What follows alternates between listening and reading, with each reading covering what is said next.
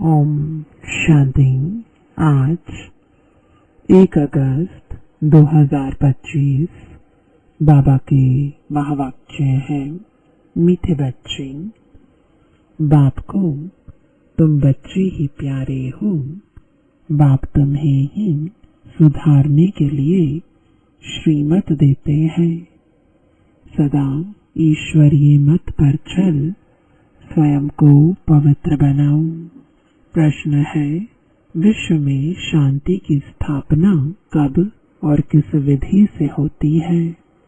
उत्तर है, तुम जानते हो विश्व में शांति तो महाभारत लड़ाई के बाद ही होती है, लेकिन उसके लिए तुम्हें पहले से ही तैयार होना है। अपनी कर्मातीत अवस्था बनाने की मेहनत करनी है। सृष्टि के आदि मध्य अंत का ज्ञान सिमरण कर बाप की याद से संपूर्ण पावन बनना है, तब इस सृष्टि का परिवर्तन होगा। गीत है, आज अंधेरे में है इंसान। ओम शांति। यह गीत है भक्ति मार्ग का गाया हुआ। कहते हैं, हम अंधेरे में हैं, अब ज्ञान का तीसरा नेत्र दो। ज्ञान मांगते हैं ज्ञान सागर से, बाकी है अज्ञान। कहा जाता है कलयुग में सब अज्ञान की आसुरी नींद में सोए हुए कुंभकर्ण है। बाप कहते हैं ज्ञान तो बहुत ही सिंपल है। भक्ति में कितने वेद शास्त्र आदि पढ़ते हैं, हठ योग करते हैं, गुरु आदि करते हैं। अब उन सबको छोड़ना पड़ता है, क्योंकि वह कभी राजयोग सिखला ना सके। बाप ही तो राजाई देंगे, मनुष्य मनुष्य को दे ना सके।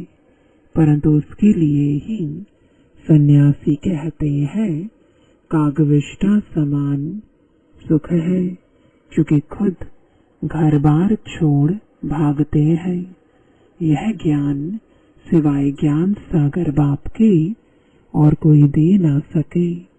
यह राजयोग भगवान ही सिखलाते हैं, मनुष्य मनुष्य को पावन बना ना सके। पतित पावन एक ही बाप है। मनुष्य भक्ति मार्ग में कितने फंसे हुए हैं। जन्म जन्मांतर से भक्ति करते आए हैं, स्नान करने जाते हैं। ऐसे भी नहीं सिर्फ गंगा में स्नान करते हैं। जहाँ भी पानी का तालाब आदि देखेंगे तो उसको भी पतित पावन समझते हैं। यहाँ भी गौमुख है, झरने से पानी आता है। जैसे कुएं में पानी आता है तो उनको पतित पावनी गंगा थोड़े ही कहेंगे। मनुष्य समझते हैं यह भी तीर्थ है। बहुत मनुष्य भावना से वहां जाकर स्नान आदि करते हैं। तुम बच्चों को अभी ज्ञान मिला है, तुम बतलाते हो तो भी मानते नहीं। अपना देह अहंकार बहुत है। हम इतने शास्त्र पढ़े हैं। बाप कहते हैं यह पढ़ा हुआ सब भूलो। अब इन सब बातों का मनुष्यों को कैसे पता पड़े? इसलिए बाबा कहते हैं ऐसी ऐसी पॉइंट्स लिखकर एरोप्लेन द्वारा गिराओ। जिसे आजकल कहते हैं विश्व में शांति कैसे हो। कोई ने राय दी तो उनको इनाम मिलता रहता है। अब वह शांति की स्थापना तो कर ना सके। शांति है कहाँ? झूठी प्राइज देते रहते हैं। अब तुम जानते हो विश्व में शांति तो होती है लड़ाई के बाद। यह लड़ाई तो कोई भी समय लग सकती है। ऐसी तैयारी है, सिर्फ तुम बच्चों की ही देरी है। जब तुम बच्चे कर्मातीत अवस्था को पाओ, इसमें ही मेहनत है। बाप कहते हैं माँ में कम याद करो और गृहस्थ व्यवहार में रहते कमल फूल समान पवित्र बनो और सृष्टि के आदि मध्य अंत का ज्ञान सिमरण करते रहो।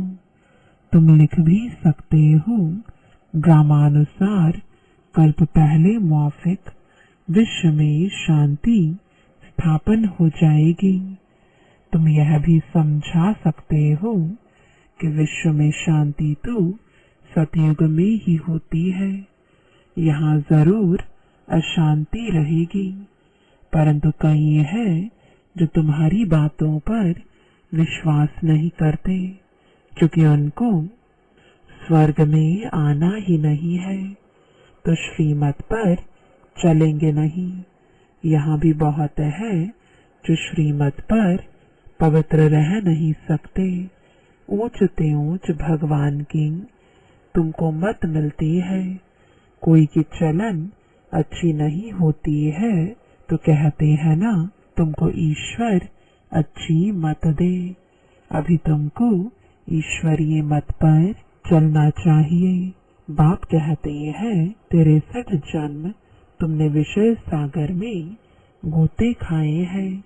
बच्चों से बात करते हैं, बच्चों को ही बाप सुधारेंगे ना। सारी दुनिया को कैसे सुधारेंगे? बाहर वालों को कहेंगे बच्चों से समझो। बाप बाहर वालों से बात नहीं कर सकते। बाप को बच्चे ही प्यारे लगते हैं। सौतेले बच्चे थोड़े ही लगेंगे। लौकिक बाप भी सपूत बच्चों को धन देते हैं। सब बच्चे समान तो नहीं होंगे। बाप भी कहते हैं जो मेरे बनते हैं उन्हों को ही मैं वर्षा देता हूँ। जो मेरे नहीं बनते हैं वह हजम नहीं कर सकेंगे, श्रीमत पर चल नहीं सकेंगे। वह है भगत। बाबा के बहुत देखे हुए हैं। कोई बड़ा सन्यासी आता है तो बहुत उन्हों के फॉलोअर्स होते हैं। फंड यानी चंदा इकट्ठा करते हैं। अपनी अपनी ताकत अनुसार फंड्स निकालते हैं। यहाँ बाप तो ऐसे नहीं कहेंगे फंड्स इकट्ठा करो। नहीं, यहाँ तो जो बीज बोएंगे 21 जन्म उसका फल पाएंगे। मनुष्य दान करते हैं तो समझते हैं ईश्वर अर्थ हम करते हैं। ईश्वर समर्पणम कहते हैं। वा तो कहेंगे श्री कृष्ण समर्पणम। श्री कृष्ण का नाम क्यों लेते हैं? क्योंकि गीता का भगवान समझते हैं। श्री राधे अर्पणम कभी नहीं कहेंगे। ईश्वर यह श्री कृष्ण अर्पणम कहते हैं। जानते हैं फल देने वाला ईश्वर ही है। कोई साहूकार के घर में जन्म लेते हैं तो कहते हैं ना, आगे जन्म में बहुत दान पुण्य किए हैं तभी यह बना है। राजा भी बन सकते हैं, परंतु वह है अल्पकाल कागविष्टा समान सुख। राजाओं को भी सन्यासी लोग सन्यास कराते हैं तो उनको कहते हैं स्त्री तो सर्पिणी है। लेकिन द्रौपदी ने तो पुकारा है दुशासन मुझे नंगन करते हैं। अब भी अबलाएं कितना पुकारती है, हमारी लाज रखो। बाबा यह हमको बहुत मारते हैं। कहते हैं विष दो नहीं तो खून करता हूँ। बाबा इन बंधनों से छुड़ाओ। बाप कहते हैं बंधन तो खलास होने ही है। फिर 21 जन्म कभी नंगन नहीं होंगे। वहाँ विकार होता नहीं। इस मृत्यु लोक में यह अंतिम जन्म है, यह है ही विशियस वर्ल्ड। दूसरी बात, बाप समझाते हैं कि इस समय मनुष्य कितने बेसमझ बन गए हैं। जब कोई मरता है तो कहते हैं स्वर्ग पधारा, लेकिन स्वर्ग है कहाँ? यह तो नर्क है। स्वर्गवासी हुआ तो जरूर नर्क में था, परंतु किसको सीधा कहो तुम नर्कवासी हो तो क्रोध में आकर बिगड़ पड़ेंगे। ऐसे ऐसे को तुमको लिखना चाहिए। फलाना स्वर्गवासी हुआ तो इसका मतलब तुम नर्कवासी हो ना। हम तुमको ऐसी युक्ति बताएं जो तुम सच सच स्वर्ग में जाओ। यह पुरानी दुनिया तो अब खत्म होनी है। अखबार में निकालो कि इस लड़ाई के बाद विश्व में शांति होनी है। 5000 वर्ष पहले मुआफिक वहाँ एक ही आदि सनातन देवी देवता धर्म था। वो लोग फिर कहते वहाँ भी कंस, जरासंधी आदि असुर थे। त्रेता में रावण था। अब उनसे माथा कौन मारे? ज्ञान और भक्ति में रात दिन का फर्क है। इतनी सहज बात भी मुश्किल किसकी बुद्धि में बैठती है। तो ऐसे ऐसे स्लोगन्स बनाने चाहिए। इस लड़ाई के बाद विश्व में शांति होनी है। ड्रामानुसार कल्प कल्प विश्व में शांति होती है, फिर कलयुग अंत में अशांति होती है। सतयुग में ही शांति होती है। यह भी तुम लिख सकते हो। गीता में भूल करने से ही भारत का यह हाल हुआ है। पूरे 84 जन्म लेने वाले श्री कृष्ण का नाम डाल दिया है। श्री नारायण का भी नहीं डाला है। उनके फिर भी 84 जन्मों में से कुछ दिन कम कहेंगे ना। श्री कृष्ण के पूरे 84 जन्म होते हैं। शिव बाबा आते हैं बच्चों को हीरे जैसा बनाने, तो उनके लिए फिर डिब्बी भी ऐसी सोने की चाहिए जिसमें बाप आकर प्रवेश करे। अब यह सोने का कैसे बने? तो फट से उनको साक्षात्कार कराया। तुम तो विश्व के मालिक बनते हो। अब मामे कम याद करो, पवित्र बनो तो झट पवित्र होने लग पड़े। पवित्र बनने बगैर तो ज्ञान की धारणा हो ना सके। शेरनी के दूध लिए सोने का बर्तन चाहिए। यह ज्ञान तो है परम पिता परमात्मा का। इसको धारण करने के लिए भी सोने का बर्तन चाहिए, पवित्र चाहिए, तब धारणा हो। पवित्रता की प्रतिज्ञा करके फिर गिर पड़ते हैं तो योग की यात्रा ही खत्म हो जाती है। ज्ञान भी खत्म हो जाता है। किसको कह ना सके भगवानवाच काम महाशत्रु है। उनका तीर लगेगा नहीं। वह फिर कुक्कड़ ज्ञानी हो पड़ते। कोई भी विकार ना हो। रोज पोता मेल रखो। जैसे बाप सर्वशक्तिमान है, वैसे माया भी सर्वशक्तिमान है। आधा कल्प रावण का राज्य चलता है। इन पर जीत बाप बगैर कोई पहना ना सके। ड्रामानुसार रावण राज्य भी होना ही है। भारत की ही हार और जीत पर यह ड्रामा बना हुआ है। यह बाप तुम बच्चों को ही समझाते हैं। मुख्य है पवित्र होने की बात। बाप कहते हैं मैं आता ही हूँ पतितों को पावन बनाने, ताकि शास्त्रों में पांडव और कौरवों की लड़ाई जुआ आदि बैठ दिखाए हैं। ऐसी बात हो कैसे सकती? राजयोग की पढ़ाई ऐसी होती है क्या? युद्ध के मैदान में गीता पाठशाला होती है क्या? कहाँ जन्म मरण रहित शिव बाबा, कहाँ पूरे 84 जन्म लेने वाला श्री कृष्ण, उनके ही अंतिम जन्म में बाप आकर प्रवेश करते हैं। कितना क्लियर है। गृहस्थ व्यवहार में रहते पवित्र भी बनना है। सन्यासी तो कहते हैं दोनों इकट्ठे रह पवित्र नहीं रह सकते। कहो तुमको तो कोई प्राप्ति नहीं तो कैसे रहेंगे? यहाँ तो विश्व की बादशाही मिलती है। बाप कहते हैं मेरे खातिर कुल की लाज रखो। शिव बाबा कहते हैं इनके दाढ़ी की लाज रखो। यह एक अंतिम जन्म पवित्र रहो तो स्वर्ग के मालिक बनेंगे। अपने लिए ही मेहनत करते हैं, दूसरा कोई स्वर्ग में आ नहीं सकता।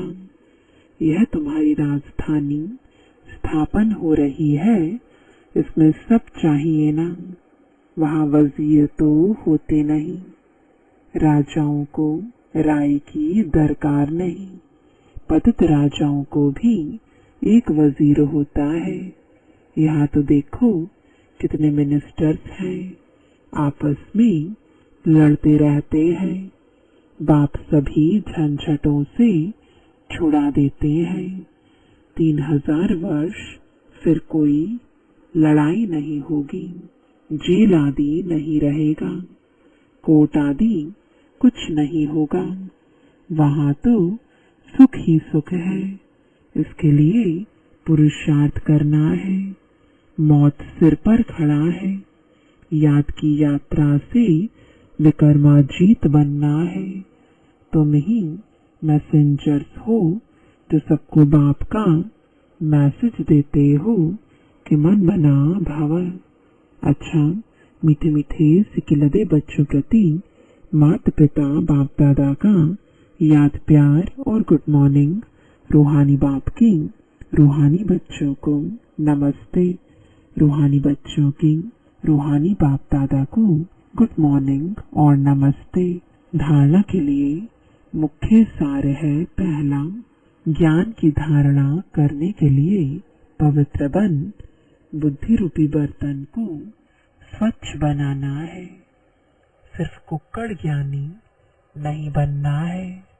दूसरा, डायरेक्ट बाप के आगे अपना सब कुछ अर्पण कर श्रीमत पर चलकर 21 जन्मों के लिए राजाई पद लेना है।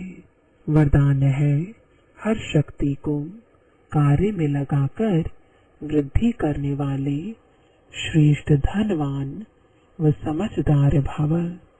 समझदार बच्चे हर शक्ति को कार्य में लगाने की विधि जानते हैं। जो जितना शक्तियों को कार्य में लगाते हैं उतना उनकी वह शक्तियां वृद्धि को प्राप्त होती है। तो ऐसा ईश्वरीय बजट बनाओ जो विश्व की हर आत्मा आप द्वारा कुछ न कुछ प्राप्ति करके आपके गुणगान करे। सभी को कुछ न कुछ देना ही है, चाहे मुक्ति दो चाहे जीवन मुक्ति दो। ईश्वरीय बजट बनाकर सर्व शक्तियों की बचत कर जमा करो और जमा हुई शक्ति द्वारा सर्वात्माओं को भिखारीपन से, दुख अशांति से मुक्त करो। स्लोगन है, शुद्ध संकल्पों को अपने जीवन का अनमोल खजाना बना लो तो मालामाल बन जाएंगे। मातेश्वरी जी के अनमोल महावाक्य। अब विकर्म बनाने की कंपटीशन नहीं करनी है। पहले पहले तो अपने पास यह एम अवश्य रखनी है कि हमको किस भी रीति से अपने विकारों को वश करना है, तब ही ईश्वरीय सुख शांति में रह सकते हैं। अपना मुख्य पुरुषार्थ है खुद शांति में रहकर औरों को शांति में लाना। इसमें सहन शक्ति जरूर चाहिए। सारा अपने ऊपर मदार है। ऐसा नहीं कोई ने कुछ कहा तो अशांति में आ जाना चाहिए। नहीं, ज्ञान का पहला गुण है सहन शक्ति धारण करना। देखो, अज्ञान काल में कहते हैं भल कोई कितनी भी गाली देवे, ऐसे समझो कि मुझे कहाँ लगी। भल जिसने गाली दी वो खुद तो अशांति में आ गया। उन्हों का हिसाब किताब अपना बना, लेकिन हम भी अशांति में आए, कुछ कह दिया तो फिर हमारा विकर्म बनेगा। तो विकर्म बनाने की कंपटीशन नहीं करनी है, अपने को तो विकर्मों को भस्म करना है, न कि बनाना है। ऐसे विकर्म तो जन्म जन्मांतर बनाते आए और दुख उठाते आए। अब तो नॉलेज मिल रही है, इन 5 विकारों को जीतो। विकारों का भी बड़ा प्रस्ताव यानी विस्तार है, बहुत सूक्ष्म रीति से आते हैं। कभी ईर्ष्या आ जाती है तो सोचते हैं इसने ऐसा किया तो मैं क्यों ना करूं। यह है बड़ी भूल। अपने को तो अभूल बनाना है। अगर कोई ने कुछ कहा तो ऐसे समझो यह भी मेरी परीक्षा है, कितने तक मेरे अंदर सहन शक्ति है। अगर कोई कहे मैंने बहुत सहन किया, एक बारी भी जोश आ गया तो आखिरीन फेल हो गया। जिसने कहा उसने अपना बिगाड़ा, परंतु अपने को तो बनाना है, न कि बिगाड़ना है। इसलिए अच्छा पुरुषार्थ कर जन्म जन्मांतर के लिए अच्छी प्रारब्ध बनानी है। बाकी जो विकारों के वश हैं, गोया उन्हों में भूत प्रवेश है। भूतों की भाषा ही ऐसे निकलती है, परंतु जो दैवी सोल्स है उनकी भाषा दैवी ही निकलेगी। तो अपने को दैवी बनाना है, न कि आसुरी। अच्छा, ओम शांति। आज का अव्यक्त इशारा, सहज योगी बनना है तो परमात्म प्यार के अनुभवी बनो। परमात्म प्यार के अनुभवी बनो तो इसी अनुभव से सहज योगी बन उड़ते रहेंगे। परमात्म प्यार उड़ाने का साधन है। उड़ने वाले कभी धरनी की आकर्षण में आ नहीं सकते। माया का कितना भी आकर्षित रूप हो, लेकिन वह आकर्षण उड़ती कला वालों के पास पहुंच नहीं सकती। ओम शांति।